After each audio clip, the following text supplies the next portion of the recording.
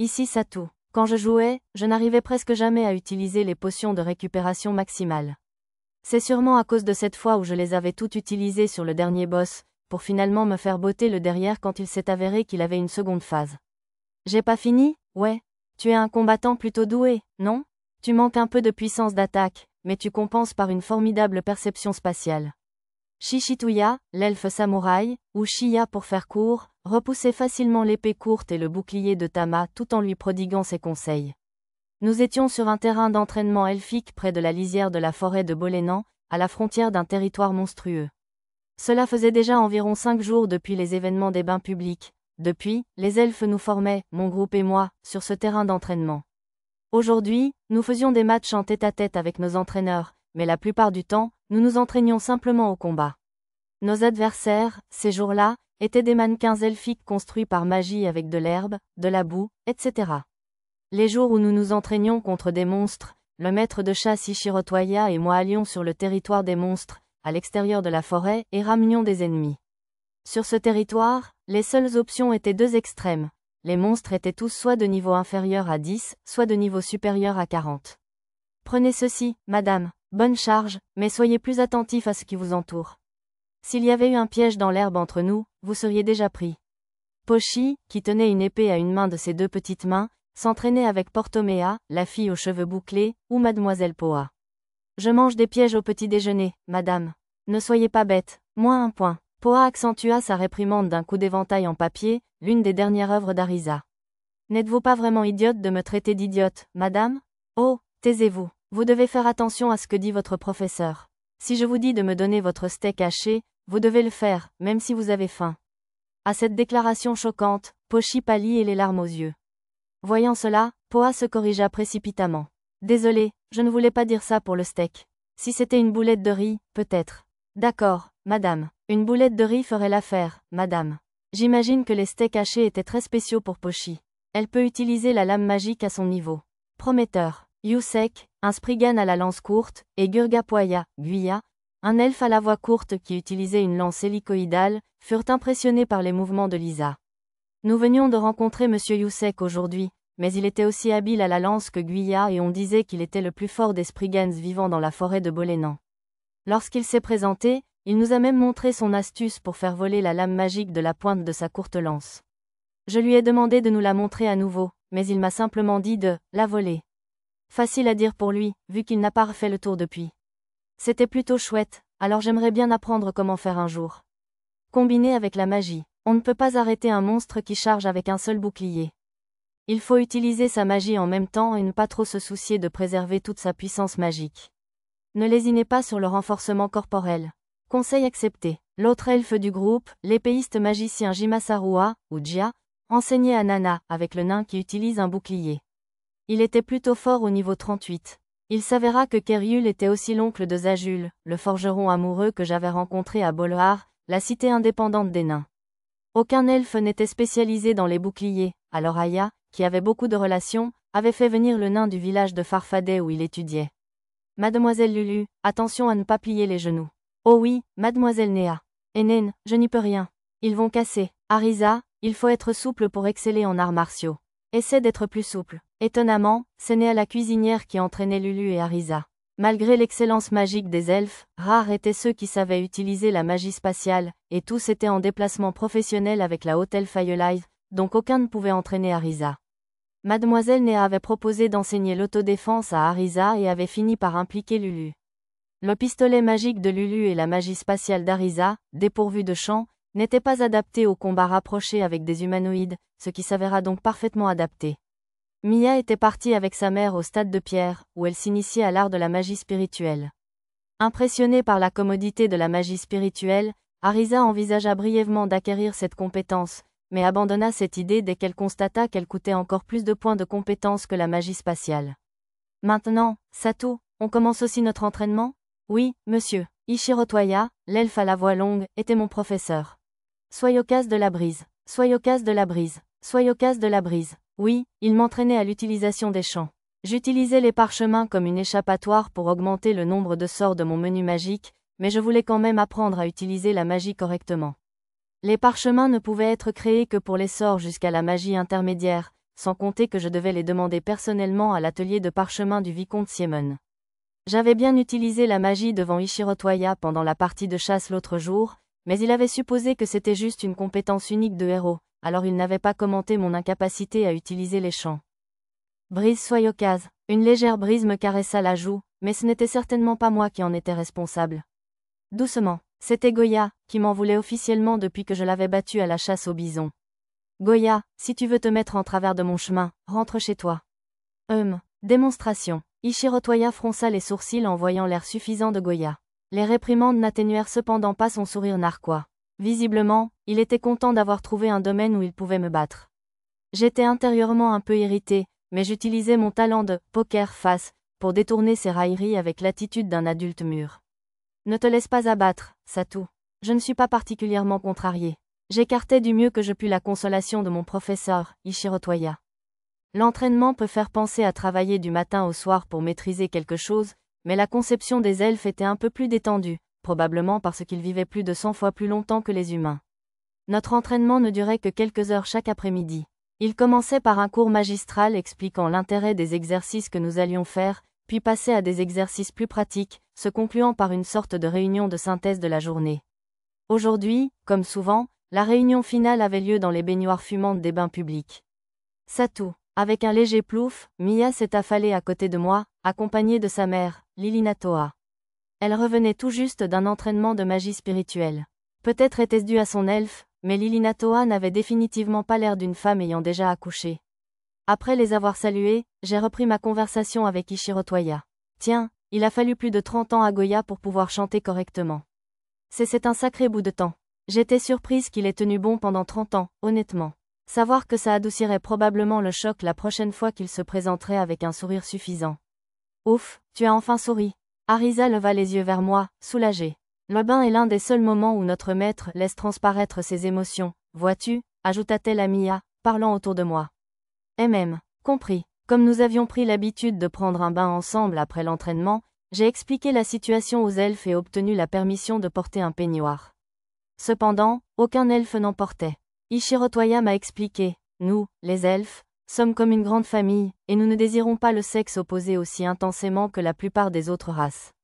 Cela signifiait probablement que les elfes avaient un faible taux de reproduction, comme c'était souvent le cas dans les contes. S'ils se reproduisaient comme les humains, le monde serait déjà peuplé d'elfes. Je suis étonné que tu aies des enfants, alors. Eh bien, les elfes tombent amoureux. Si ces sentiments persistent pendant une centaine d'années, le mariage est généralement la prochaine étape. La réponse d'Ichiro Toya semblait passer à côté de la remarque d'Arisa. Mariage? On a vu un défilé de mariage dans la vieille capitale, monsieur. Tama et Pochi, qui jouaient avec leurs serviettes dans l'eau, se redressèrent à la mention d'un mot familier. À quoi ressemblent les mariages elfiques? Ahaz, une bénédiction. Les deux elfes, à la voix brève, répondirent à la question d'Arisa. Bien sûr, leur signification était floue, alors nous avons demandé aux elfes les plus bavards de s'expliquer. Le couple prête serment de mariage dans l'arbre-monde, et Dame Ahaz leur confère une bénédiction. Puis, le couple déverse sa magie dans la pierre de l'arbre sacré qu'ils reçoivent et la nourrit de leur amour. Si je me souviens bien, la pierre de l'arbre sacré était aussi connue sous le nom de pierre philosophale, l'objet qui servait de base à la poudre qu'Aeolise m'avait fait utiliser au stade de la pierre. La pierre doit servir d'alliance ou de registre. Lorsqu'un couple est marié depuis 10 à 50 ans, la saison des amours entre généralement. Il est facile de savoir quand un enfant est conçu, car le porteur ressent un désir ardent pour la pierre de l'arbre sacré. On dit que si la mère boit de l'eau contenant de la poudre de pierre de l'arbre sacré pendant sa grossesse, l'enfant sera heureux et en bonne santé.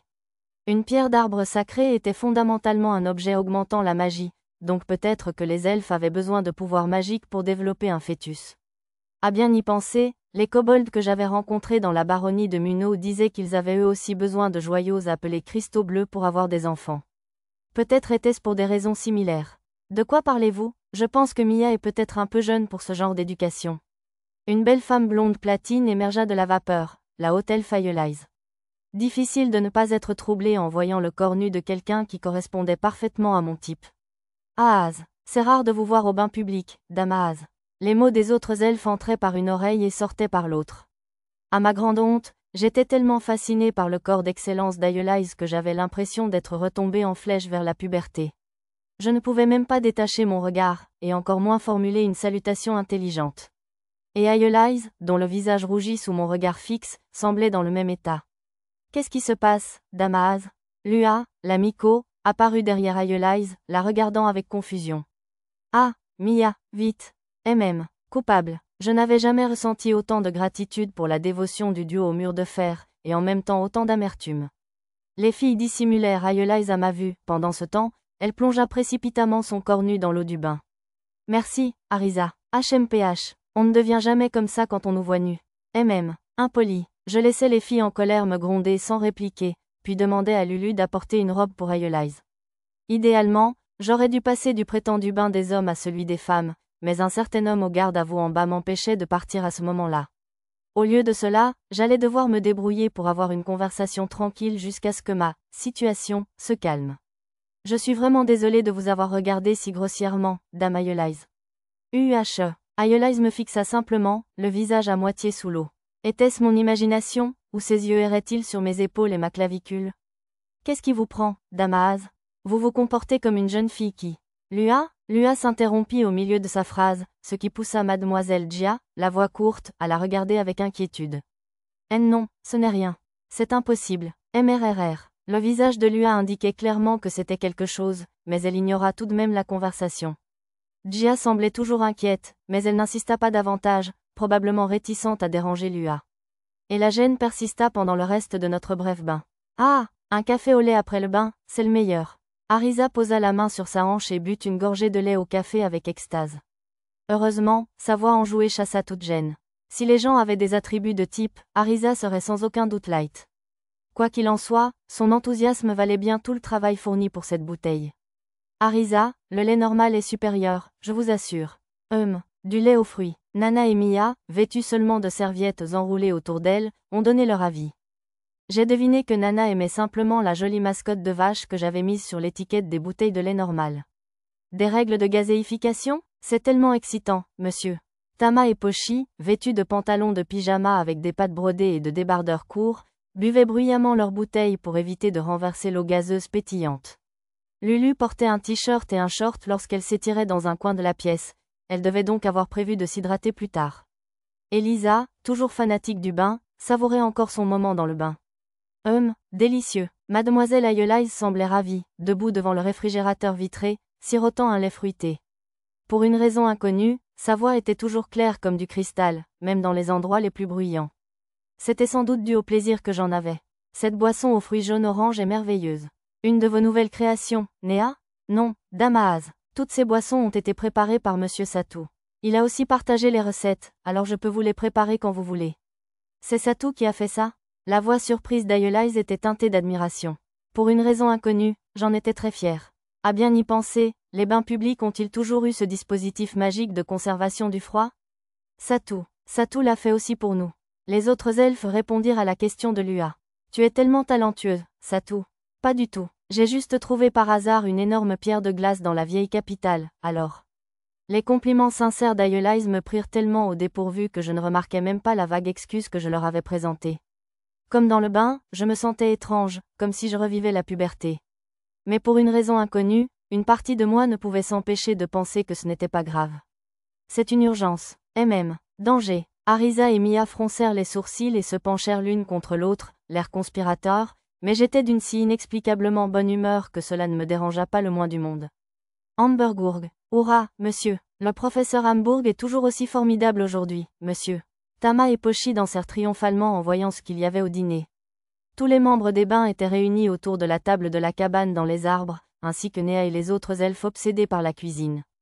J'apprenais à la mère de Mia et à Néa la recette du steak de hamburger au tofu. J'adore le steak de hamburger. Toute la cuisine de Monsieur Satou est délicieuse, vraiment. Ayeolize et Lua, que j'avais invitées en partie pour m'excuser de l'incident des bains, semblaient elles aussi impressionnées par le plat. Si vous avez ce steak frit à la sauce soja, pourquoi s'embêter avec la salade de légumes? Allons, il faut manger équilibré, ai-je réprimandé Arisa en secouant la tête. J'avais préparé beaucoup de plats riches en protéines pour accompagner notre entraînement, mais je ne voulais pas vraiment transformer mon groupe en une bande de mastodontes musclés, alors j'ai quand même inclus d'autres ingrédients que de la viande.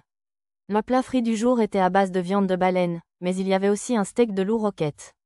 La viande de buffle était délicieuse aussi, mais on s'en lasserait à force de manger la même viande.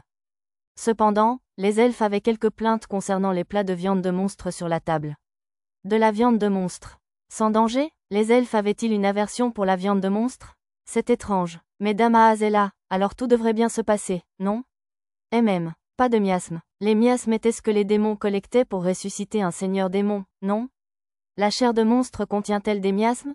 C'est ça, mais comme le miasme est faible face à la divinité et à la puissante lumière spirituelle, il est purifié par le simple fait d'être près de Dame Ahaz, donc il n'y a aucun mal, répondit Ishiro Toya. Alors, si Mademoiselle Aeolise n'était pas là, cela pourrait être dangereux? Mais nous en mangions tout le temps, et beaucoup de gens de la baronnie Munno en mangeaient aussi maintenant. La viande des monstres faibles ne pose aucun problème. De plus, votre lumière spirituelle est encore plus forte que celle de Dame Ahaz, donc si la viande était transformée près de vous, le miasme se disperserait au point de devenir inoffensif. Ishiro Toya expliqua ensuite qu'en utilisant un objet comme le pot du chaos ou l'urne de malice que la secte des ailes de la liberté, vénérant le seigneur démon, utilisait pour collecter les miasmes, on pouvait purger la viande de miasmes même sans moi. Peut-être que l'augmentation des statistiques due à la consommation de viande de baleine frite était due aux miasmes résiduels. Non pas que j'avais l'intention de manger de la viande de monstre remplie de miasmes pour vérifier cette théorie. Quoi qu'il en soit, ce problème résolu, nous avons commencé à manger. Satu, c'est bizarre. Mia, qui mangeait un steak haché au tofu, fronça les sourcils, incertaine. C'est délicieux. Ne soyez pas impoli envers le professeur Hamburg, monsieur. Tama et Pochi défendirent le hamburger. Au moins, ils léchaient la sauce sur leur fourchette avant de les agiter, c'était sans doute l'enseignement de Lulu ou de Lisa. Aujourd'hui, j'avais servi à Mia un hamburger au tofu normal, sans aucune modification. Je mangeais la même chose, mais le goût me convenait parfaitement. Tu n'aimes pas? Essaie le steak de hamburger au tofu dans cette assiette, alors. J'en sortis un morceau de l'ustensile magique chauffant et le posai devant Mia. Miam, ravi de cette bouchée, Mia se mit à grignoter joyeusement ce plat. Tama et Pochi se partagèrent le reste du tofu qu'elle avait abandonné, mais ils enfournèrent les légumes autres que les pommes de terre dans l'assiette de Mia. Je suppose que je ferais mieux de lui annoncer la nouvelle. Mia, j'ai quelque chose à te dire. Je m'approchai calmement de Mia, mais pour une raison inconnue, elle ferma les yeux et pinça les lèvres. Arisa avait une mauvaise influence sur elle. C'est à propos des steaks hachés, continuai-je d'un ton caustique. Son expression devint immédiatement mécontente. Celui que tu viens de manger contenait de la viande. J'avais augmenté la proportion de viande dans ces steaks hachés au tofu depuis notre arrivée dans la cabane. Celui qu'elle venait de dévorer avec plaisir contenait environ 70% de viande. Coupable, Mia me lança un regard de trahison dramatique. Je sais, je suis désolée, mais le premier steak haché que je t'ai servi tout à l'heure n'était pas de viande. C'était un steak haché au tofu normal. Mia semblait partagée, alors je la poussai une dernière fois. Mia, quel genre de steak haché tu préfères? Celui-ci. Mia désigna le steak haché au tofu avec de la viande. Miam. Surmontant son dégoût, Mia afficha un sourire satisfait en mangeant le steak mixte viande-tofu. Elle ne semblait toujours pas capable de manger un steak haché normal avec seulement de la viande, mais j'aimerais croire qu'elle avait au moins un peu surmonté son aversion pour la viande. Vous pouvez goûter à ce vrai steak haché, monsieur. Pochi lui offrit une bouchée de sauce, mais Mia secoua vivement la tête et la repoussa. Il ne fallait pas se précipiter. Une fois le repas terminé, Néa m'a informé de l'avancement de notre opération curry. Mademoiselle Noah était celle qui tenait absolument à reproduire le curry, mais elle était très timide, alors Néa s'en occupait. Alors les Spriggans et les lutins sont prêts à chercher les épices pour nous? Oui, ils semblaient très enthousiastes. Ils ont dit que c'était une course pour savoir qui trouverait les ingrédients légendaires en premier. Les Spriggans avaient la peau légèrement gris-brun, tandis que les lutins avaient la peau cuivrée. Tous deux étaient petits avec des oreilles légèrement pointues, comme c'était le cas chez toutes les races de fées. Malheureusement, les races classiques comme les demi-elfes et les elfes noirs étaient malheureusement inexistantes. Dire que je ne rencontrerai jamais une elfe noire à la peau brune et plantureuse. Ce monde parallèle n'était pas assez fantastique, à mon avis. Au fait, l'arbre-monde gouverne les ténèbres, et tous les elfes ont la peau foncée s'ils restent suffisamment longtemps au soleil. D'ailleurs, il est impossible, même pour les races féeriques, de se croiser. Hormis quelques exceptions comme les humains et les hommes-bêtes, seules certaines espèces similaires d'hommes-bêtes, comme les hommes-chats et les hommes-tigres ou les hommes-chiens et les hommes-loups, peuvent se reproduire. Waouh, donc les humains et les hommes-bêtes pouvaient se croiser? Je suppose que je le savais, puisque Tama et Pochi étaient nés d'humains possédant des traits ancestraux. Même pas les elfes et les hauts elfes? Bien sûr que non, nos racines sont fondamentalement différentes. Des racines? Je supposais que les hauts elfes ressemblaient davantage aux humains qu'aux elfes ordinaires. Les hauts elfes sont des demi-dieux. Ils viennent du royaume divin, comme l'arbre-monde ou les dieux eux-mêmes. C'est Lua, la Miko, qui a divulgué cette information cruciale avec désinvolture. Alors Aeolise est une demi-déesse? Difficile de la considérer comme divine quand elle se gave de steak haché et de riz à l'omelette farcie au poulet. Elle ressemblait plutôt à une grande sœur malchanceuse. Non pas qu'il y ait quoi que ce soit de mal à être une grande sœur malchanceuse. Le royaume divin est-il le lieu où vivent des dieux et des déesses comme Dame Parion? Non, c'est Dame Ahaz, s'il vous plaît, ne parlez pas pendant que vous mangez. MPH. Madame Ahaz? Aeolise essaya d'avaler trop vite sous les réprimandes de Lua et finit par s'étouffer. Je me précipitai à ses côtés avec Warp, lui offrant un verre pris sur la table. Tiens, bois de l'eau. Doucement, maintenant. Elle semblait plutôt habituée à ce qu'on prenne soin d'elle. Merci, Satou, n'en parle pas. Après avoir bu son eau et pris une grande inspiration, Aeolise me remercia d'un léger sourire. J'étais tellement pressée que j'avais utilisé distorsion, mais personne ne semblait l'avoir remarqué. Alors, quel genre d'endroit est le royaume divin? C'est le monde du Dieu créateur qui nous a créés, les hauts elfes et les arbres-mondes. Mais nous avons été envoyés avec les arbres-mondes quand nous étions jeunes, donc la plupart d'entre nous n'en ont que peu, voire aucun souvenir. Je suppose que les mythes que j'ai lus dans ces livres d'images il y a quelque temps étaient vrais. Les 8 divinités, dont Parion, sont venues au monde à bord des 8 arbres-mondes.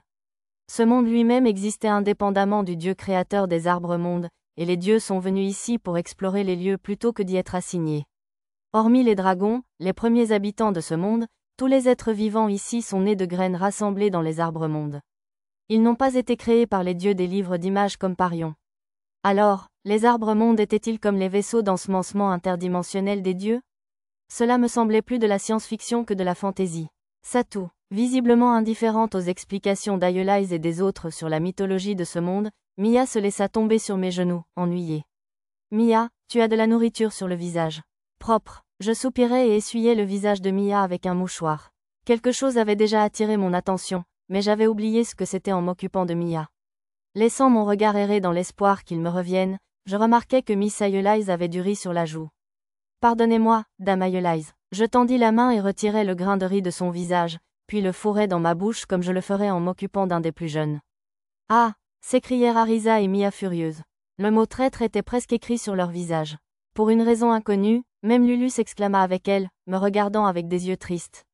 Dame Ahaz? La voix de Néa ramena mon regard vers Aeolise, devenue rouge vif et sur le point de s'évanouir.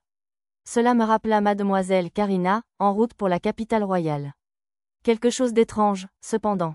Aeolise ne semblait pas avoir peur des hommes comme Karina, et elle aurait dû être habituée à ce qu'on prenne soin d'elle. Pour une raison inconnue, Arisa et Mia avaient clairement décidé qu'Aeolise était désormais leur ennemie. Moi aussi, maître. Tiens, elles se penchèrent toutes les deux vers moi, après s'être délibérément collé du riz au poulet sur le visage. Ne jouez pas avec votre nourriture, les filles. Je ne voulais pas qu'elles aient une mauvaise influence sur Pochi et Tama, alors je m'approchai pour leur essuyer le visage avec un mouchoir, mais leurs yeux étaient si désespérés que je cédai et pris le riz à la main. Comme je le craignais, Tama et Pochi commencèrent à les imiter, mais Lisa les gronda de ma part. Le repas semblait s'être calmé, alors je décidai d'apporter le dessert. Quand je revins de la cuisine avec le dessert, Aeolise et Lua étaient partis. D'après Arisa, elles avaient été rappelées pour une affaire urgente. Leur marqueur se déplaçait haut dans l'arbre-monde, alors peut-être se passait-il quelque chose en orbite ou même dans le vide spatial. J'aurais aimé les aider, mais je ne savais pas s'il était convenable pour une étrangère comme moi de se mêler de leurs affaires. J'avais terriblement peur de m'immiscer et de me faire refouler par Aeolise. Autant pour ma curiosité habituelle. Quelle étrange fibre. Ce n'est pas du caoutchouc, mais ce n'est pas synthétique non plus. Arisa s'intéressait vivement aux textiles rares disposés sur une étagère de l'atelier de couture. 3 jours s'étaient écoulés depuis l'incident du bain. Aujourd'hui, mon maître Ichiro Toya, toujours aussi populaire, nous avait présenté, Arisa et moi, à un propriétaire d'atelier de couture. On m'avait dit qu'ils avaient du tissu magique, alors j'attendais ce voyage avec impatience. L'atelier se trouvait dans une zone spécialement conçue pour ce genre d'endroit, sous un dôme, à côté de la cité souterraine secrète où tout le monde vivait. Les autres enfants cueillaient des plantes sauvages dans la forêt près de la cabane dans les arbres, guidés par Mia. C'est le tissu rétrécissant d'une arachné à rideau, il rétrécit avec de la magie. Nous avons aussi du caoutchouc ordinaire, alors si vous en avez besoin, nous pourrons en obtenir à l'entrepôt plus tard. Vous avez du caoutchouc? Oh oui, ça pousse au sud de la forêt. Par contre, ça sent mauvais quand on le transforme, Alors je vous conseille personnellement la fibre d'un fruit rebondissant des arbres de montagne ou le fil d'araignée à huile, si vous l'utilisez pour du tissu. La propriétaire de l'atelier elfique parut un peu surprise par l'enthousiasme d'Arisa. Elle avait l'air d'une adorable petite fille, mais parlait sur le ton d'une vieille grand-mère citadine, créant un contraste assez impressionnant. Nous utilisions déjà la fibre de fruits rebondissant pour nos chaussettes et nos sous-vêtements. Le fil d'araignée à huile s'est avéré être celui utilisé pour les chaussettes hautes que j'ai vues lors du petit défilé de Mia. Elle a également présenté un tissu fabriqué à partir de fils de sphinx blanc. Son toucher et son fini étaient identiques à ceux des fibres synthétiques. Il existe pas mal de tissus qui réagissent à la magie, n'est-ce pas? C'est vrai, la fibre Yuria, popularisée par les gnomes il y a longtemps, est la plus célèbre, mais il en existe d'autres. Le tissu de verre Kénéa, par exemple, reflète la magie, tandis que la fibre issue des feuilles de l'arbre monde amplifie le pouvoir magique. Oh, sympa, ce sont des tissus très fantaisie. Intriguée, je lui ai demandé si elle connaissait d'autres tissus rares. D'autres? Voyons voir. Eh bien, la légende raconte que le clan environnant des hauts-elfes tisse des textiles à partir de la peau argentée du poisson monstre géant, qui peut repousser même la magie de lumière avancée et les épées sacrées. C'était un concept encore plus génial que je ne l'avais imaginé. Mais le poisson monstre géant Topkezera, des baleines, en gros, que j'avais vaincu dans l'ancienne capitale avait une peau noire. Peut-être existait-il une sous-espèce rare de gros poissons monstres à la peau argentée? Si je parvenais à mettre la main sur ce matériau, je pourrais vraiment améliorer la défense de nos vêtements du quotidien. Alors, il y a aussi des poissons monstres géants à la peau argentée? Je pensais qu'ils n'étaient que noirs. Ah bon? Avez-vous déjà vu un poisson monstre géant, monsieur Satou? Oui, juste une fois. Tiens, je suis surpris que vous vous en soyez sorti sain et sauf. Le propriétaire de l'atelier parut impressionné. J'imagine que tous les elfes ne savaient pas que j'étais le héros qui avait tenu tête à un dragon noir. Bien sûr, la peau argentée. Ça ne fait pas référence à l'épiderme, voyez-vous. Si je me souviens bien. Le propriétaire ouvrit un gros livre sur une table et lança un sort. De fines particules de lumière se rassemblèrent autour du livre, et les pages commencèrent à tourner toutes seules. Puis le livre s'arrêta sur l'illustration d'une baleine à l'apparence familière. Une magie de recherche automatique? Plutôt pratique. La voici. Savez-vous lire l'elfique? D'après l'explication elfique ancienne donnée par le propriétaire de l'atelier, il y avait une couche de graisse métallique entre la peau et les os de la tête de la baleine, qui possédait de fortes propriétés de résistance au choc. Une fois durci, il est devenu la peau argentée à laquelle le propriétaire de l'atelier faisait référence. Les méthodes de transformation se poursuivirent sur une vingtaine de pages, mais l'essentiel concernait la découpe de la peau à une taille raisonnable et sa décomposition en fibres. Ce livre contenait également d'autres secrets de couture. Si je pouvais découvrir les matières premières et les méthodes de transformation, j'aimerais beaucoup m'essayer à la confection. Grâce à ma recherche sur la carte, je pouvais trouver à peu près n'importe quel matériau. Merci de partager ces précieuses connaissances avec moi. Dès que j'aurai trouvé de la peau argentée, je ne manquerai pas de la porter ici. Si jamais cela arrive, je te ferai les plus beaux vêtements que tu aies jamais vus. Je comptais traiter la peau et la porter ici dans les prochains jours, mais le commerçant a semblé croire que je plaisantais. Tant qu'à faire, j'ai aussi demandé des matériaux adaptés à la toile à voile. De la toile à voile? Je recommanderais une toile fabriquée à partir de fibres de fruits de la carapace de fer, plus volatile. Avec suffisamment de pierre à vent, tu peux la traiter pour créer du vent, ce qui te permettrait de naviguer même par temps calme. Il me restait beaucoup de fruits de carapace de fer du village des géants et une bonne poignée de pierres de vent de la baronnie de Munot. Peut-être pourrais-je trouver comment les transformer? À part ça, si Aya a des matériaux pour monstres en stock, une aile d'hydre ou une aile de viverne assez grande ferait aussi une excellente voile. Pendant que j'étais perdu dans mes pensées, la propriétaire de l'atelier me fit d'autres suggestions. J'en avais plein aussi, mais l'image d'une aile d'hydre me faisait penser à la construction du vaisseau d'un seigneur démon, alors j'ai préféré m'en tenir au combo fruits de carapace de fer, pierre de vent. Mon Dieu, on s'est un peu éloigné du sujet. Bon, je suppose que je vais d'abord t'apprendre la broderie. Oh, quoi?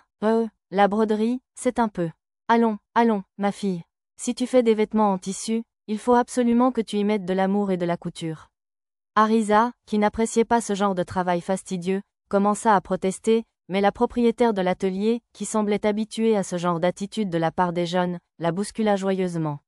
Nous commençâmes donc à apprendre à broder sous sa direction. Très bien fait, Satou. En voyant mon travail terminé, la propriétaire laissa échapper un léger soupir d'admiration. Au cours de son enseignement, elle avait abandonné le « monsieur » pour m'appeler simplement « Satou ». C'est plus amusant que je ne le pensais. N'est-ce pas? Elle hocha la tête triomphalement. Je ne faisais pas seulement preuve de politesse. Je pensais que nous ne ferions que de petits motifs, mais sa broderie utilisait la magie des runes et des cercles magiques pour créer des fonctions dignes d'outils magiques. Contrairement à l'objet improvisé que j'avais fabriqué avec des pierres de lumière dans l'ancienne capitale, ces motifs avaient été peaufinés pendant des siècles, voire des millénaires. N'empêche, Satou, tes compétences sont peut-être comparables à celles des plus vieux elfes, mais ton talent artistique mériterait d'être amélioré. Il faut être prêt à expérimenter un peu plus si tu espères devenir un artisan de premier ordre. Tu pourrais apprendre une chose ou deux d'Arisa à ce sujet. Je ferai de mon mieux. Même si ce n'était pas aussi grave que mon manque de sens musical, je n'ai jamais été très doué pour les choses artistiques. Je préférais la simplicité. Pendant ce temps, malgré les éloges pour son talent, Arisa marmonnait sombrement en travaillant. Arg, c'est nul. Finalement, n'en pouvant plus, Arisa hurla vers le plafond. Je suppose qu'elle avait besoin d'apprendre la patience. Et, Kea est là ? Pendant que le propriétaire de l'atelier examinait notre travail collaboratif sur une tenue de servante, une nouvelle elfe entra dans la pièce. Son visage maculé d'huile, sa salopette, ses grosses bottes et ses gants criaient haut et fort qu'elle était une technicienne. Elle portait même des lunettes attachées à un cordon autour du cou. Mais malgré mes suppositions, l'écran de réalité augmentée indiquait qu'elle était une arboricultrice mondiale de première classe. Eh bien, si ce n'est pas Jia. C'est rare de te voir quitter l'observatoire. Combien de combinaisons du vide as-tu terminé ? J'en ai 2 ici, mais je viens de t'en livrer 5. Eh bien, il y a eu un petit incident là-haut. S'il te plaît, donne-moi juste les 2 que tu as terminés. Et il nous en faudrait 7 autres au plus vite. Ça n'arrivera pas, et tu le sais. Le propriétaire de l'atelier a catégoriquement refusé le délai proposé et est parti chercher les produits finis à l'entrepôt. Oui, c'est bien ce que je pensais. Mademoiselle Jia s'est affalée sur une chaise, alors je lui ai offert une boisson pétillante à l'orange pour la soulager. Merci, on ne se connaît pas, si ? Je suis Jisaria. D'habitude, mon travail consiste à entretenir les branches d'émeraude de l'observatoire spatial. Jia semblait lasse lorsqu'elle se présenta et sirota sa boisson machinalement. Son expression me rappela tellement celle d'un programmeur contraint à l'impossible lors d'une marche de la mort que j'eus aussitôt de la compassion pour elle.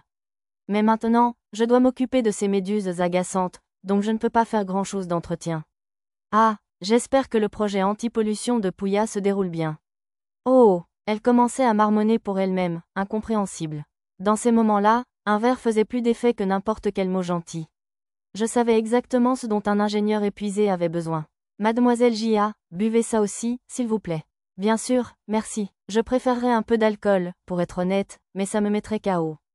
Je tendis à Jia une potion de complément alimentaire. Elle la but entre 2 murmures, puis sauta de sa chaise, l'air complètement rafraîchi. Qu'est-ce que c'est que ça ? Une sorte de potion miracle ?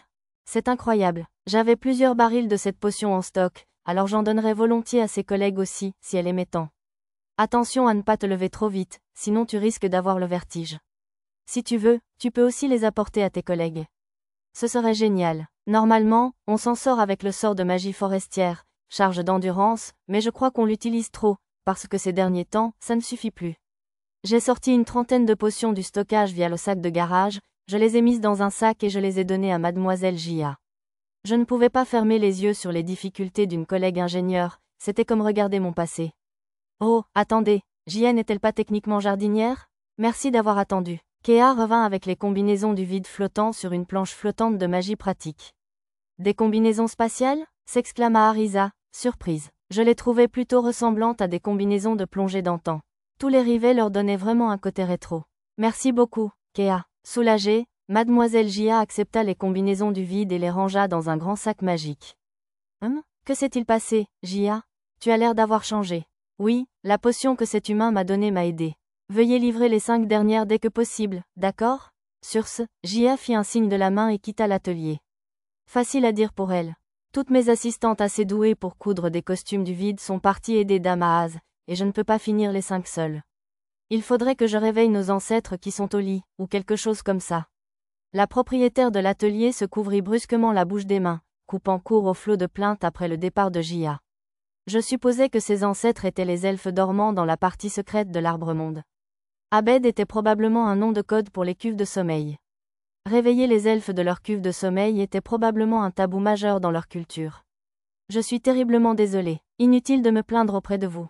La propriétaire de l'atelier sourit d'un air penaud, et Arisa se leva d'un bond. Mais si, vous avez une assistante compétente ici. Arisa me désigna du doigt.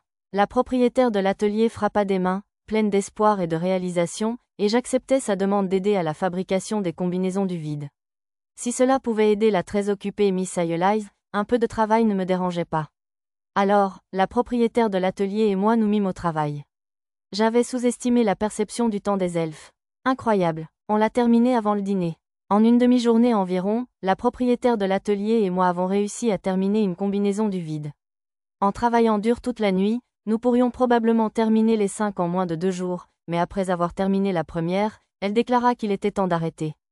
Cela s'expliquait peut-être en partie par le fait qu'elle ne disposait que de 2 combinaisons d'outils magiques, comme le purificateur d'air et le régulateur de chaleur, et qu'il était donc inutile de se précipiter. Je le savais, mais la programmeuse en moi, qui privilégiait les délais avant tout, ne pouvait s'empêcher de ressentir de la frustration. Si je ne me retenais pas, je pourrais utiliser 120 mains magiques pour les produire simultanément pendant la nuit et avoir 30 costumes au matin. Comme la fois où j'ai fabriqué en masse les chaînes d'argent dans la vieille capitale. Maître, votre visage commence à faire peur. Arisa me caressa les joues, me ramenant à la raison. J'avais dû me laisser emporter par mon envie de frimer devant mademoiselle Ayelize. Certes, c'était l'occasion de marquer des points auprès d'une fille qui correspondait parfaitement à mon genre, mais cela ne devait pas se faire au détriment de mes protégés. Je me souvenais juste de l'époque où je faisais des marches funèbres tous les jours, expliquai-je en utilisant ma compétence fabrication pour trouver une bonne excuse. Puis je pris une grande inspiration pour apaiser mon visage irrité. Merci, Arisa. Oh, ne t'inquiète pas. Arisa prit une pause triomphale en plaisantant, me calmant. Je lui ai tapoté la tête, puis j'ai commencé à fabriquer les 4 costumes restants avec les matériaux que j'avais reçus du propriétaire de l'atelier. Le travail avançait sans problème et, hormis les derniers outils magiques qui restaient à ajouter, les costumes furent terminés en 2 heures environ. Je me retenais encore beaucoup, mais lorsque j'eus terminé et levé les yeux, Arisa me regarda bouche bée. Tant pis. Alors, c'est toi le Satou dont Aya m'a parlé? Bien sûr, tu peux aller voir. Le lendemain matin, après avoir terminé 2 autres costumes du vide à l'atelier de couture, je me rendis dans un atelier d'outils magiques qu'Ishirotoya m'avait présenté. Bien sûr, mon objectif était de participer à la fabrication des contrôleurs des costumes. Une fois que le propriétaire de l'atelier, Monsieur Kiya, eut accepté de m'accueillir, Ishirotoya partit avec le sourire. J'avais déjà expliqué les circonstances et obtenu la permission de prendre un jour de congé. Si seulement mon responsable de mon ancien travail avait accepté de m'accorder des congés payés aussi facilement. Je chassais cette pensée déprimante et me concentrais sur l'observation de Kiya et de ses apprentis fabriquant des outils magiques. Contrairement à l'époque où les humains fabriquaient des outils magiques, la plupart des elfes semblaient utiliser l'alchimie et la magie en même temps. Espèce d'idiot, combien de fois t'ai-je dit de faire attention à la température quand tu manipules de l'herbe à souffle? Je suis désolé, ce liquide endothermique est de piètre qualité. Recommence, on ne peut plus se le permettre. Oui, monsieur, j'ai entendu pas mal de ces échanges. Je pourrais faire tellement mieux. Me suis-je dit, comme un héros de dessin animé classique. Peut-être étais-je simplement frustré parce que le travail ici devenait si vite saturé. Kiya et ses apprentis venaient de terminer le premier circuit magique, le cœur de l'outil magique. Monsieur Kiya, est-ce que je peux vous aider aussi? Hein? Ce n'est pas aussi simple qu'il y paraît, vous savez. Oui, j'en suis bien conscient. En fait, les exigences de Kiya envers ses apprentis étaient si intenses qu'ils échoueraient probablement si leurs compétences, transmutation, n'étaient pas au moins de niveau 7. Très bien, alors, ne les gêne pas. Avec sa permission, j'ai commencé à l'aider. Satou, concours, Goya, l'ami d'enfance de Mia, est apparu à la porte, mais... Espèce d'abruti, fabriquer des outils magiques, ce n'est pas un jeu. Reviens quand tu sauras créer un circuit magique basique. Kiya l'a renvoyé chez lui, les larmes aux yeux. Je me sentais un peu mal. Pour l'instant, cependant, il était temps d'aider. Chaque fois qu'un apprenti semblait sur le point d'échouer, j'aidais discrètement à peaufiner le gros équipement de transmutation. J'utilisais le sort de contrôle de l'air pour manipuler la température, etc. C'est tout juste suffisant. Une fois les composants conformes aux exigences de Kiya terminés, nous avons commencé à assembler le tout. Le reste du processus était entre les mains de Kiya et de ses apprentis les plus expérimentés, tous possédant un niveau de compétence, transmutation, de 9 ou plus, mon aide n'était donc pas nécessaire. Soulagé, je me suis mis à voler leur technique. J'ai pu comprendre le processus, des matières premières aux produits finis. Il ne me manquait plus que l'équipement pour produire des combinaisons du vide en série, tout seul. Cependant, l'équipe a pu terminer la quantité d'équipement magique nécessaire environ 3 heures avant le coucher du soleil, ce qui m'a évité d'intervenir. Mademoiselle Doha, l'une des principales employées de l'atelier, a apporté les outils magiques des combinaisons du vide terminées à l'atelier de couture, accompagné de 2 des apprentis. Profitant de l'ambiance détendue, maintenant que le quota était atteint, j'ai demandé ce qu'ils fabriquaient habituellement à l'atelier. Maître Kiya et Maître Doha fabriquent généralement des golems habités destinés à l'espace. Je suis spécialisé dans les baguettes et bâtons magiques. Mes recherches portent sur l'amélioration de l'amplification de la puissance magique et sa réduction de la consommation. Des poupées vivantes. Je développe principalement des avions magiques monoplaces. Des dispositifs de stockage magique. Oh, toutes leurs recherches semblaient fascinantes. Qu'est-ce que c'est? Les golems t'intéressent? Kiya, qui écoutait la conversation, semblait impatient en m'entraînant dans un garage à l'arrière du studio. Nous n'avions pas vraiment parlé de golems, mais j'étais vraiment intéressé, alors je l'ai suivi sans protester. Celui-ci était un golem à 8 pattes, de type araignée. Sa tête semblait être le cockpit. Cela me rappelait ma collaboration avec les étudiants en génie mécanique pour créer un robot d'exploration martienne à plusieurs pattes à la fac. J'étais responsable de la programmation, mais comme j'avais créé le logiciel pilote en assembleur, j'avais aussi une bonne connaissance du matériel. Un golem avec un pilote, c'est vraiment unique, non? Non seulement il peut ramper partout dans l'arbre-monde avec ses 8 pattes, mais il peut même produire du feu depuis ce trou et se propulser dans le vide. La déclaration fière de Kiya m'a un peu déconcerté. Du feu? Pas de l'air comprimé? Les explosions sont une utilisation plus efficace de la magie. Alors, voler avec une magie comme celle-là devait coûter moins cher qu'un propulseur ou de l'air comprimé. Je suppose que me fier trop à mes connaissances scientifiques pourrait m'entraîner dans d'étranges pièges. Et un moteur aérodynamique? Est-ce que ça a aussi un rapport avec l'efficacité? Tu veux dire la puissance céleste? Il n'y a pas d'air dans le vide, donc ça ne fonctionnerait pas. Le vide ressemblait donc assurément à l'espace. Comment fonctionne cette valve? Il y a un mécanisme d'enroulement au bout de ce cordon métallique. Une poupée vivante ultra miniature à l'intérieur du golem le manipule. Quelle étrange structure. Je ne savais pas si c'était de la basse technologie ou de la haute technologie. Ne pourrait-on pas simplement la faire tourner lorsque la magie active l'appareil? J'ai proposé un mécanisme plus simple à Monsieur Kiya. Il pourrait probablement servir à contrôler les voiles d'un bateau, entre autres. Alors que je discutais avec Kiya de la mécanique du golem, Doha est entrée dans la pièce.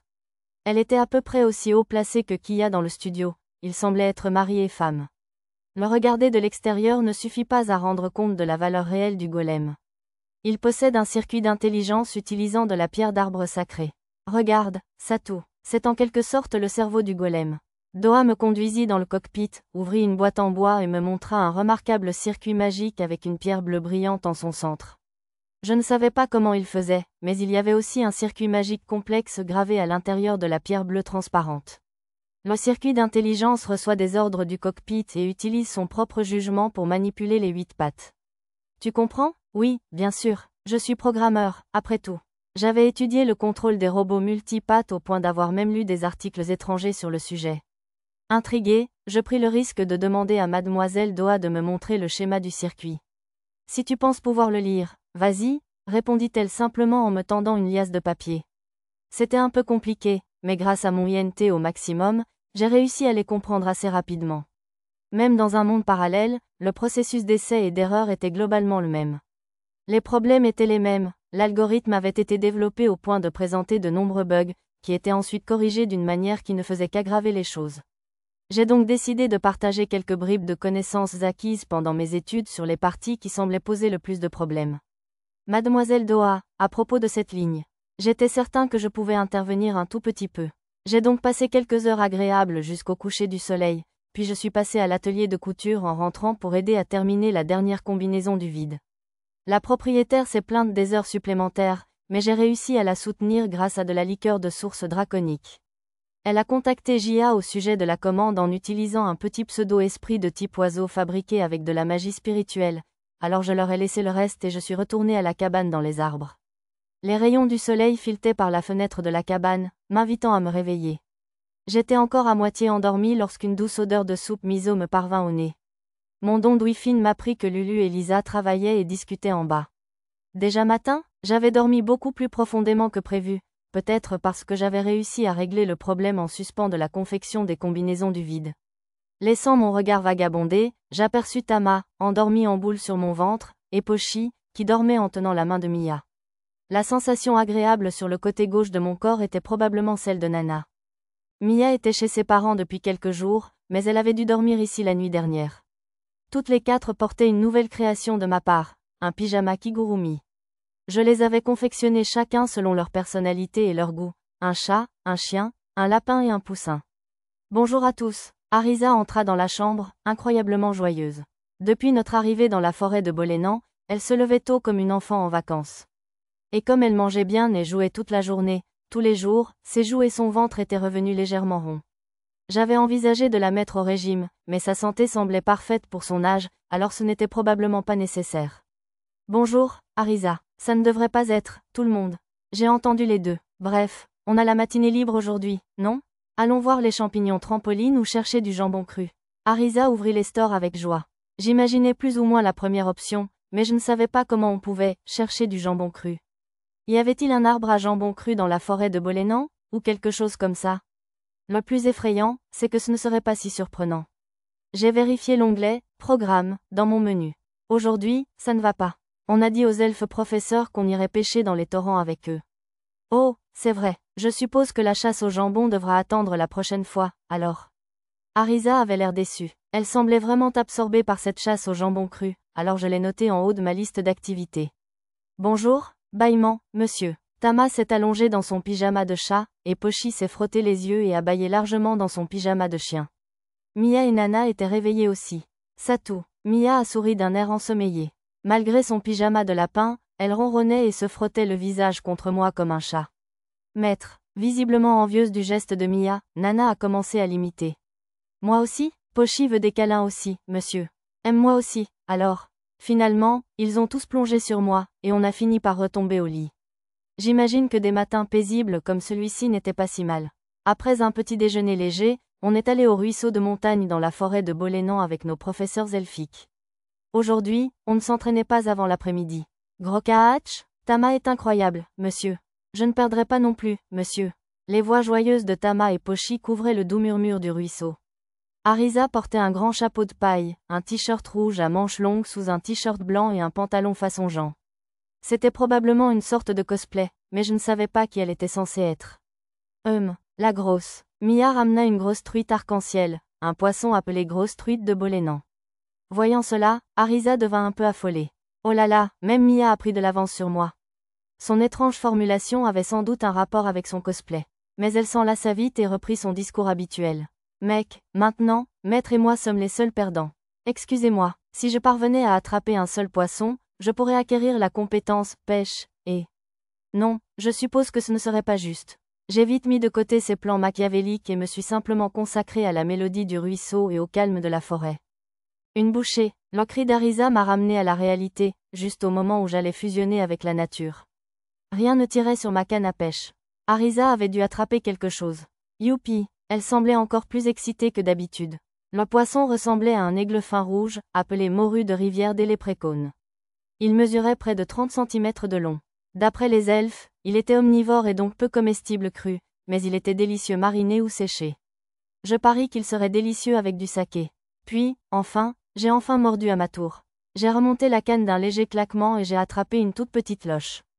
Plus grand que compétence acquise. Pêche, je ne perdrai pas la prochaine fois. Le reste du groupe m'a félicité, mais Goya a grogné de mécontentement et s'est enfui. Je ne savais même pas qu'il était là ni qu'on était de nouveau en compétition.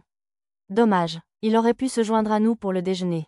En amont, là où Goya s'était enfui, l'elfe samouraï semblait préparer quelque chose de nouveau. Joli, c'est un insecte fait de plumes et de fils, monsieur. Observez et apprenez, vous tous. Les elfes avaient confectionné des appâts et manipulaient habilement leurs cannes pour attirer les poissons. Ça a l'air VRRRRR? Le poisson s'est laissé prendre, monsieur. Tama et Pochi étaient si impressionnés qu'ils exécutèrent une petite danse. Un faux appât? C'est vraiment affreux. Mademoiselle Poa parut vexée. Peut-être n'appréciait-elle pas que son élève Pochi s'intéresse plus à la technique de l'elfe samouraï qu'à la sienne.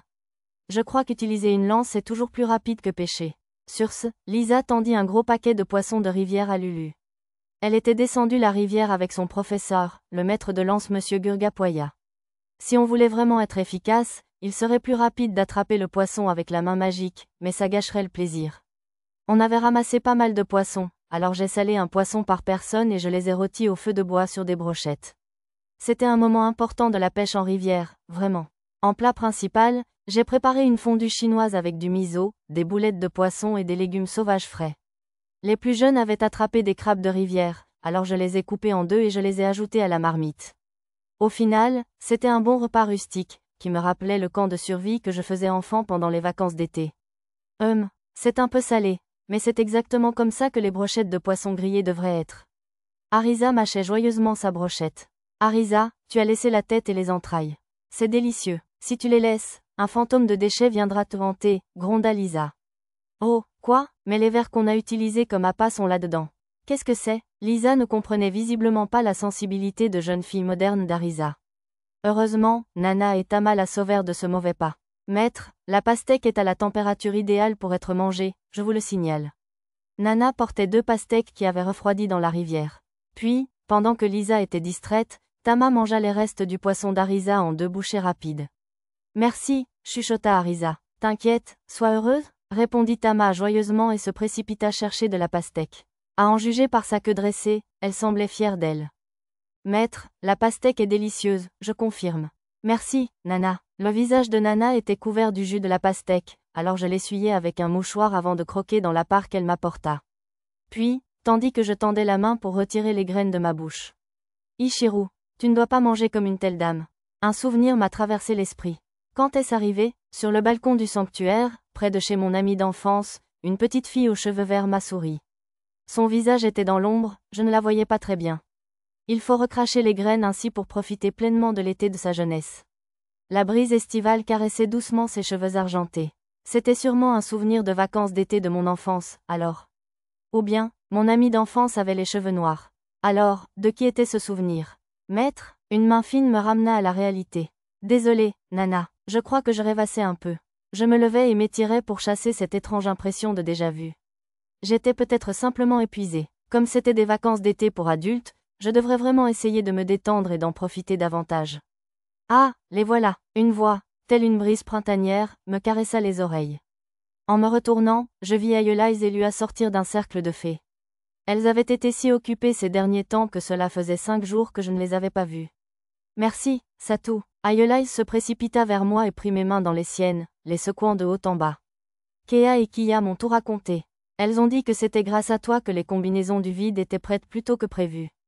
Oh, n'en parle pas. Le simple sourire d'Aeolise me suffisait. Monsieur Satu, à propos des potions que vous avez données à Jia. Lua expliqua que ces potions de compléments alimentaires, semblables à des boissons énergisantes, avaient rencontré un franc succès. Si possible, nous serions ravis que vous les produisiez en masse dans notre atelier d'alchimie. Zut, le timing était mal choisi, vu que je venais de décider de profiter davantage de mes vacances. Je pourrais peut-être simplement donner la recette aux alchimistes elfes et les laisser s'occuper du reste. S'il vous plaît, Satu? Bien sûr, avec plaisir. Je balançai mes réserves et pris la main d'Aeolise. Coupable. Toi. Prends ça, le soleil du jugement. Burke, c'est brillant. Les filles avaient redirigé un peu de soleil dans mes yeux avec un réflecteur. J'avais les compétences, ajustement de l'intensité lumineuse, et auto-guérison, donc ça n'avait eu pour effet que de m'aveugler légèrement, mais ça aurait pu abîmer la vue d'une personne ordinaire. Il faudrait que je les réprimande plus tard. Mia et Arisa utilisaient les prototypes de réflecteurs de magie que j'avais fabriqués avec du fil de verre Kénéa et la peau argentée des baleines. Si elles ne devaient que refléter la lumière, elles auraient dû utiliser un miroir à main. Je me suis installée à l'ombre, là où leur attaque de lumière réfléchie ne pouvait pas m'atteindre. Ça va, Satu? Oui, bien sûr. J'ai souri à Aeolise, qui avait eu la gentillesse de s'inquiéter pour moi, puis j'ai pris des dispositions avec Lua pour la production de potions. Ça ne sert à rien de se cacher à l'ombre. La lumière peut même atteindre la face cachée de la Lune. Satellite. Elles ont travaillé ensemble pour faire réfléchir la lumière dans l'ombre. Cela m'a rappelé un vieux dessin animé de science-fiction où elles reflétaient une attaque laser géante. J'ai donc sorti un film réfléchissant de ma poche et j'ai réfléchi la lumière sur elle l'espace d'un instant. Mes yeux, ignorant la réaction dramatique d'Arisa, j'ai regardé Aeolise et Lua partir, leur affaire terminée. En raison des circonstances à l'atelier de transmutation, mon petit apprentissage aurait lieu le lendemain. Il me restait donc toute la journée pour profiter pleinement et passer du bon temps en famille. Oh, mais d'abord, je ferais mieux de réprimander ces deux-là pour leur petite farce de réflexion de lumière. C'est la potion de complément alimentaire dont j'ai tant entendu parler? C'est délicieux. Vous n'avez pas simplement ajouté du sucre à une potion de récupération, si? En arrivant à l'atelier de transmutation, à la demande de mademoiselle Aeolise, je rencontrai 2 elfes familiers. L'un était Touya, l'alchimiste qui avait révélé toutes ces informations lors de ma première visite à la cité souterraine avec Mia. L'autre était son maître, l'un des 4 rois du shogi de n'importe quoi, Mademoiselle Ea. Non, il n'y a pas de sucre dedans, je suis désolé de le dire. Les ingrédients principaux sont les orangers des arbres de montagne et les fruits du gabo. Je leur tendis un livret de recettes que j'avais rédigé en elfique. Il y avait des illustrations simples et des instructions étape par étape, donc je ne devrais pas avoir besoin de trop d'explications. Touya, va chercher les matériaux à l'atelier. On n'a pas de gabo. Satou, en as-tu de trop? Si tu veux te faire payer, prends des matériaux à l'entrepôt. Ce n'est pas nécessaire, j'ai plein de gabots pour tout le monde. J'en avais déjà transféré quelques-uns dans le sac de garage, alors je les ai sortis. Touya est revenu avec les fruits jaunes flottant derrière lui grâce à la magie pratique, et ensemble, nous nous sommes mis au travail. Nous avons utilisé un outil magique de ma conception pour râper les fruits. Donc le haut de la râpe est fixé à ce socle, puis le gabot est attaché à cette pièce qui le fait avancer et reculer sur la râpe.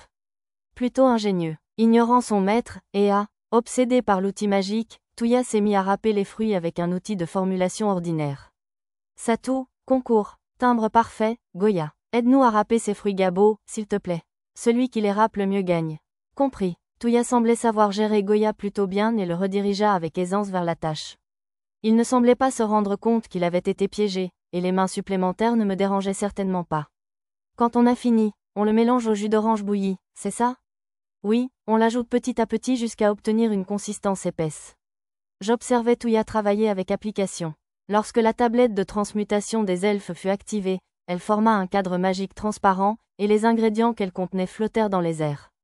Le tout fut enveloppé d'une mystérieuse étincelle tout au long du processus. C'était magnifique, et bien plus précis que les outils d'alchimie humains. Ma recette était prévue pour une tablette de transmutation humaine, mais il s'avéra que ces techniques avaient généralement été adaptées des elfes, leur tablette en était donc une version bien plus efficace. Est-ce que ça te convient pour le décor? Oui, je pense que ça devrait fonctionner à merveille. À partir de là, le processus était similaire à celui de la préparation d'une potion magique ordinaire, avec juste quelques différences. Tous deux connaissaient bien l'alchimie, ils n'eurent donc aucun mal à comprendre. Au fond de l'atelier se trouvait la même tablette de transmutation géante que j'avais vue dans l'atelier d'outils magiques, mais ils expliquèrent qu'ils utiliseraient la plus petite jusqu'à ce qu'ils maîtrisent la recette. Épuisé par le râpage des fruits gabos, Goya était allongé, immobile, sur le canapé.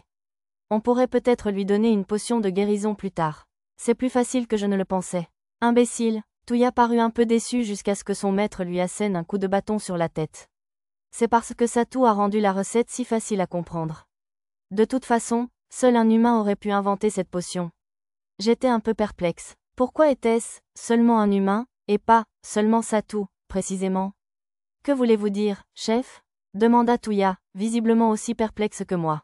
Quand nous, les elfes, sommes fatigués, nous nous reposons jusqu'à ce que nous soyons rétablis. Mais les humains ont une espérance de vie plus courte, alors ils ont parfois besoin de continuer à travailler, même si cela nécessite l'aide d'une potion comme celle-ci. C'était logique. Si je devais vivre des centaines d'années, je suppose que je ne serais pas pressé la plupart du temps. Hein? Alors pourquoi Mademoiselle Jia et les autres utilisaient-ils des potions pour se surmener, et pourquoi avaient-ils besoin de ces combinaisons du vide si rapidement? C'est remarquable. Une sacrée collection, n'est-ce pas? Laissant le reste de la production de potions à Touya, le maître de l'atelier me fit visiter les archives, qui contenaient de nombreuses recettes de potions et notes de recherche avancées des elfes. Les étagères étaient empilées jusqu'au plafond, à environ 5 mètres du sol. Ce n'est pas une bibliothèque, donc vous ne pouvez rien emporter, mais vous pouvez lire ce que vous voulez. Les livres interdits ont été déplacés ailleurs, vous n'avez donc pas à vous en soucier. N'enseignez simplement pas ces recettes aux autres humains, s'il vous plaît. Lorsque je lui en ai demandé la raison, elle m'a expliqué que cela menacerait la diversité des recettes. Mais si je développais de nouvelles recettes utilisant les connaissances ou les idées trouvées ici, j'étais libre de les diffuser autant que je le souhaitais. Le maître m'a donné un mot de passe pour les archives, conçu pour ressembler à une grenouille dansante, afin que je puisse facilement venir lire pendant que les autres dormaient. Que trouve-t-on dans la section interdite, si je puis me permettre? Des recettes spéciales comme des élixirs, des potions de jeunesse, des remèdes universels, etc. Elles nécessitent toutes des ingrédients quasiment introuvables comme des gemmes de sang, du foie de poisson monstre géant, des écailles de dragon adultes, etc. Ou des matériaux rares comme la pierre sacrée. Il existe aussi d'autres potions interdites, comme des potions démoniaques et des élixirs de nécromancie, entre autres, alors vous ne devez pas en fabriquer. Les rares semblaient plutôt intrigantes. Même sans les instructions, j'aimerais bien savoir quel type de potion il y avait et quels ingrédients elles nécessitaient. Ainsi, je pourrais rassembler les ingrédients et les apporter ici pour les préparer si j'en avais vraiment besoin. Les potions de jeunesse, en particulier, me semblaient être quelque chose que j'aimerais faire provision au plus vite. Je savais que cela pouvait paraître égoïste, mais je voulais que la grande prêtresse du temple de Tenion vive le plus longtemps possible, et pas seulement pour pouvoir ranimer mes camarades si nécessaire. Quoi qu'il en soit, les archives ordinaires contenaient des potions comme des aphrodisiaques, des stimulants et autres. Trouvant cela inhabituel, j'ai interrogé Maître Ea à ce sujet, et elle m'a répondu qu'elles étaient destinées aux couples mariés qui peinaient à avoir des enfants. Normalement, la plupart des couples concevaient dans les 100 premières années environ, donc ces potions étaient rarement nécessaires, remarqua le maître avec entrain. Comme d'habitude, j'avais du mal à suivre l'étrange sens du temps des elfes. Il y avait beaucoup de potions que je ne pouvais pas préparer avec ma tablette de transmutation. Quand je m'en suis inquiété à voix haute, ils m'en ont donné une vieille que personne n'utilisait. Les elfes étaient très généreux. La bibliothèque se trouvait dans la partie inférieure de l'arbre-monde, composée principalement de livres d'elfes dormant dans la zone mystère et de ceux qui n'avaient plus de place chez eux. Il me faudrait obtenir la permission d'Aeolais ou des anciens pour m'y rendre. Ensuite, je pourrais emmener Arisa et les autres pour flâner. L'espace est bien plus libre que vous, les jeunes, ne le pensez. Environ 15 jours s'étaient écoulés depuis que nous vivions dans la cabane dans les arbres lorsque nous avons eu la chance d'entendre un elfe aîné donner une conférence sur la magie de l'espace. C'était étrange d'entendre des paroles aussi anciennes sortir de la bouche de quelqu'un qui ressemblait à un jeune garçon. Ses assistants et apprentis elfes en robe blanche se tenaient derrière lui, silencieux comme des statues, dégageant un air plutôt intimidant. Comme d'habitude, Goya était également arrivé, mais il s'était rapidement enfui en voyant l'aîné et son entourage. « Tu vois les trous dans cette boîte ? Approche-toi et regarde à l'intérieur. » Nous avons regardé à tour de rôle à travers les grands trous de la boîte. La boîte, à l'extérieur, était un cube d'environ 1 mètre de diamètre, mais à l'intérieur, elle occupait facilement une centaine de mètres carrés. Ah, le visage du maître est si loin. Pochi, qui regardait par le trou de l'autre côté de la boîte, m'a fait un signe de la main enthousiaste. Pour une raison inconnue, j'ai eu l'impression que sa voix se chevauchait, mais c'était peut-être mon imagination. Peut-être était-ce dû au fait que les distances entre nous, à l'intérieur et à l'extérieur de la boîte, étaient si différentes. Je lui ai fait signe en retour, me suis éloigné du trou, puis j'ai regardé Pochi. Sa queue remuait tandis que Lisa la soutenait. Est-ce l'expansion spatiale ? C'est ça, mon garçon. L'elfe aîné acquiesça. Les sacs magiques et autres objets similaires sont fabriqués avec une subversion du sort d'expansion spatiale appelé garage. L'expansion spatiale utilisait constamment de la magie, ce qui la rendait peu adaptée à une utilisation prolongée. Le sort garage créait un sous-espace proportionnel à la quantité de magie initialement utilisée pour l'invoquer. Cette magie circulait ensuite à travers le sous-espace ainsi créé, ce qui signifiait qu'elle ne nécessitait qu'une quantité minimale de magie pour son maintien. Ouvrir et fermer la porte nécessitait de la magie, qui servait à restaurer la magie consommée dans le sous-espace. La compétence « boîte à objets » avait un effet similaire à celui de garage, avec en plus un inventaire consultable à tout moment. La compétence « inventaire » utilisée par les héros fonctionnait quasiment de la même manière, mais comme le sous-espace lui-même avait été créé par la déesse Parion, il pouvait stocker une quantité quasi infinie d'objets. Mais ma compétence « stockage » n'utilisait aucune magie, alors comment cela fonctionnait-il ? Peut-être avait-elle simplement des fonctions similaires, mais fonctionnait-elle d'une manière totalement différente. Maintenant, nous allons utiliser une pierre d'arbre sacré pour fixer le sort garage à un sac. L'elfe aîné fouilla dans la poche qu'il portait à la taille et en sortit une gemme semblable à un saphir. Jolie, tellement étincelante, monsieur. Tama et Pochi restèrent bouche bée. Damaaz m'a autorisé à utiliser une pierre d'arbre sacrée pour toi, Satu, mais comme elles sont très précieuses, nous n'en utiliserons qu'une. Vu leur importance, peut-être ne devrions-nous pas en utiliser une du tout ? D'après ce que j'avais compris pendant notre séjour au village elfique, les pierres d'arbre sacrées avaient de nombreuses utilisations extrêmement importantes. J'ai donc suggéré d'utiliser un noyau pour fabriquer un sac magique. J'ai entendu dire que les humains utilisent des noyaux de monstres de haute qualité comme substitut à la pierre d'arbre sacrée, mais non seulement cela réduirait l'espace qu'elle crée, mais l'outil peut se briser en moins de 1000 ans sans entretien. Je ne peux donc pas recommander un produit aussi inférieur. L'elfe aîné secoua la tête, mais 1000 ans d'efficacité me semblaient suffisants. Cela aurait pu paraître insuffisant aux elfes, mais vu la durée de vie d'un humain, je dirais que même 50 ans étaient largement suffisants. Eh bien, si tu insistes, je ne discuterai pas, mon garçon. Nous demanderons à Aya de préparer les noyaux nécessaires. Quel grade de noyaux serait nécessaire ? Nous en avons récupéré beaucoup au cours de nos voyages, alors je serais ravi de les fournir s'ils sont utilisables.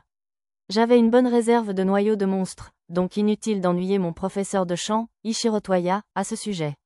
Je montrai à l'elfe aîné l'échelle de notation utilisée par les alchimistes humains pour les noyaux et lui demandai lequel conviendrait. Ceux que j'avais sous la main, provenant d'hydres, de wyvernes, etc., de niveau 30 et plus, se révélèrent parfaitement adaptés. Lors de nos voyages à travers la baronnie de Muno et depuis l'ancienne capitale jusqu'aux montagnes du Dragon Noir, j'en avais récupéré une bonne quantité. Il y en avait largement assez pour chacun des membres de mon groupe. De cette façon, nous pourrions aussi fabriquer un grand sac pour transporter le bouclier géant de Nana et un sac à dos pour transporter le gibier, sans craindre de le salir de sang. Bon, alors, hormis les parties nécessitant de la magie spatiale, mes apprentis peuvent s'occuper du reste du travail.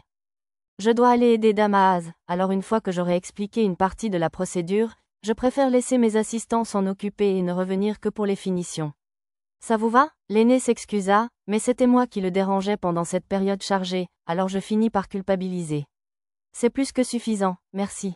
Puis-je regarder vos apprentis travailler pour apprendre? En effet, c'était mon intention depuis le début. N'hésitez pas. L'aîné hocha généreusement la tête, mais je vis les elfes derrière lui froncer légèrement les sourcils, alors je décidai d'aller seul observer le travail. C'était il y a 5 jours. J'ai interrompu mon entraînement pour me rendre à l'atelier de fabrication des sacs magiques et j'ai aidé les apprentis à apprendre leur technique. Au début, les apprentis elfes étaient distants avec moi, mais lorsque j'ai amélioré l'efficacité de leurs outils magiques, ils se sont un peu ouverts. À ce stade, ils m'avaient suffisamment accepté pour m'inviter à leur poster. D'ailleurs, Goya avait cessé de venir après le premier jour. D'après Arisa et les autres, ils se rendaient plutôt au terrain d'entraînement chaque fois que Mia était là. Sato, ça te dérangerait de peaufiner la tablette de transmutation? Attends, moi d'abord, pas si vite. J'ai besoin de Sato pour m'aider à traiter les estomacs de monstres que nous utilisons pour les parois intérieures de ces sacs. J'aidais les elfes à répondre à chacune de leurs demandes, me sentant un peu comme le valet de chambre. Tu es plutôt populaire, Sato. Ichiro Toya m'a taquiné en venant voir comment j'allais, mais je ne pouvais pas dire que je cherchais à plaire aux garçons, aussi beaux soient-ils. Les murs intérieurs mentionnés par le dernier elfe étaient ce que nous utilisions pour former l'intérieur du sous-espace de magie spatiale. Un sous-espace avait tendance à avoir de petits espaces, et un mur physique permettait de le maintenir et de protéger les objets stockés des effets négatifs d'un sous-espace instable. Les estomacs de monstres étaient le matériau idéal pour ce mur intérieur. J'ai donc fourni la quantité nécessaire d'estomacs d'hydre et de wyvernes de mon stockage. Tout comme la compétence « boîte à objets », les sacs magiques ne pouvaient contenir de créatures vivantes. Cependant, contrairement à la première, il s'est avéré qu'il s'agissait d'une interdiction délibérée imposée aux sacs magiques lors de leur création. Autrefois, les êtres vivants placés à l'intérieur des sacs magiques mouraient parfois par manque d'oxygène ou déchiraient la paroi intérieure et s'échappaient dans le sous-espace. Ainsi, installer des sacs magiques de manière à ce qu'ils ne puissent contenir d'êtres vivants était une méthode pour éviter de tels accidents. Cela dit, les sacs magiques que nous fabriquions cette fois-ci autorisaient l'utilisation de créatures magiques, comme des golems. Ces derniers n'avaient pas besoin d'oxygène et ne se déchaînaient pas à l'intérieur sans ordre. Tu es incroyable, Sato. Le premier jour, tu as été surprise de voir les prémices du dispositif de contrôle, mais maintenant tu utilises des dispositifs de projection et de scellement, et tu transcris même des circuits magiques sans problème. C'est uniquement parce que vous m'avez si bien guidé, répondis-je tandis que les elfes admiraient mon travail. J'étais un peu modeste, mais c'était vrai, les elfes d'ici semblaient aimer enseigner, et ils m'avaient beaucoup appris. Les dispositifs en question servaient à intégrer des circuits de contrôle dans les noyaux. J'ai été vraiment surpris la première fois que j'ai vu les circuits magiques gravés directement dans des noyaux, formatés, à l'aide d'un appareil spécial. C'est sans doute ainsi que les minuscules circuits magiques détaillés que j'avais vus dans le golem à plusieurs pattes étaient fabriqués. Alors que je réfléchissais à tout cela, l'elfe aîné entra dans l'atelier. Il était là pour les finitions aujourd'hui. C'est mieux fait que d'habitude. L'elfe aîné inspecta les matériaux préparés et hocha la tête, l'air satisfait. Vous avez progressé, vous tous. C'est grâce à Sato. Talentueux. Il nous aide même pour les tâches les plus pénibles, et sa manipulation magique est presque aussi bonne que la vôtre, maître. Pour une raison inconnue, les apprentis se sont tous empressés de me féliciter. J'ai rapidement dit « Oh, ce n'est pas vrai », comme un vrai japonais, mais les elfes m'ont réprimandé, me disant que c'était « inutile ». J'étais content que mon aide ait été utile, mais ils n'avaient pas besoin de me flatter autant. Une fois cette petite scène terminée, j'ai regardé l'elfe aîné et ses assistants terminer le processus. Garage Kakunuko. Pose du jutsu de confération des runes Shiki Kotei Fuyo. Préserve le jutsu de confération des runes Shiki-Oji Fuyo. Cyclifier la magie Maryoku Junkanka. Une fois le sort lancé par l'aîné, les apprentis activèrent les sorts plus courts un par un. J'ai copié mentalement les 4 sorts avec « pensée parallèle », puis je les ai tous notés dans l'onglet mémo de mon menu pendant que je regardais l'elfe aîné travailler. Maintenant, il faut mettre cela en place pendant que la magie est stable. Les sorts des apprentis n'étaient que des mesures provisoires en attendant que l'appareil magique puisse être activé. L'un des assistants elfes utilisa main magique pour placer l'appareil dans le garage. Activé. Une fois cela terminé, l'elfe aîné prononça un mot-clé en elfique, et l'appareil magique s'activa et fusionna avec les murs du garage. Ainsi, le sac magique était complet. Super. J'avais mémorisé les étapes et les chants. Une fois que j'aurais appris à chanter correctement, je devrais être capable de reproduire tout le processus. Imaginer un sac magique fabriqué avec l'énorme estomac d'une baleine était une perspective exaltante. Tandis que j'y réfléchissais, les elfes passèrent au sac suivant. Comme je ne pouvais toujours pas chanter, c'était frustrant de ne pas pouvoir les aider. C'est le dernier ? Affirmatif. La voix de l'elfe aîné semblait fatiguée. Même s'il ne faisait que les finitions, fabriquer 10 sacs magiques en une journée devait être assez épuisant. Je ne pouvais que lui proposer des potions de récupération magique intermédiaires et des compléments alimentaires pour l'aider à tenir le coup. Est-ce à cause de mes potions qu'il ne pouvait pas s'arrêter en cours de route ? Non, je dois imaginer des choses. Le reste est entre tes mains. Je m'inclinai respectueusement devant l'elfe aîné lorsqu'il quitta l'atelier. Une fleur rose, le mien a une marque de pattes jaunes, monsieur. Lapin, le poussin sur le mien est le gagnant, j'insiste. Les filles se montraient les broderies que j'avais appliquées sur chacun de leurs sacs magiques à l'atelier de couture. Elles étaient inspirées d'une jolie pochette, le rabat s'ouvrait, permettant d'y glisser ou d'en retirer de grands objets. L'atelier de couture regorgeait de teinture, alors les plus jeunes et Nana ont opté pour des couleurs vives. Arisa a opté pour un noir intense avec une ligne rouge, tandis que les sacs de Lulu et Lisa étaient d'un marron sophistiqué. Le corps du sac était déjà terminé, il ne m'a donc fallu que quelques minutes pour tout coudre. Inscription utilisateur maintenant. Inscription utilisateur ? Ai-je répété. Obligatoire. L'assistant elfe hocha la tête.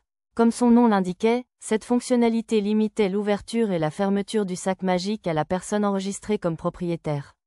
Cela me semblait utile, alors j'ai pensé que je pourrais peut-être ajouter la même fonctionnalité aux armes des filles et à tous les outils magiques dangereux.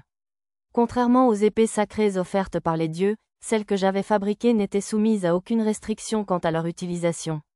Outre ce type, qui reliait l'outil magique à son utilisateur enregistré, il existait aussi un type qui utilisait un outil magique comme clé. La clé qu'on m'avait donnée pour les archives d'alchimie en était un exemple. Comme je voulais essayer, j'ai décidé d'utiliser ce type pour le sac de transport de gibier, que tout le monde partagerait. Utiliser un porte-clés serait aussi à la mode. Nos sacs féeriques sont enfin terminés. Arisa prit une pose triomphante avec son sac terminé. Pas très distingué. Sac féerique ? L'assistant elfe cligna des yeux. Eh bien, oui. Arisa sourit avec assurance. Sac magique sonne un peu fade, vu que les elfes les ont fabriqués pour nous. Paquet féerique sonne bien mieux, tu ne trouves pas ?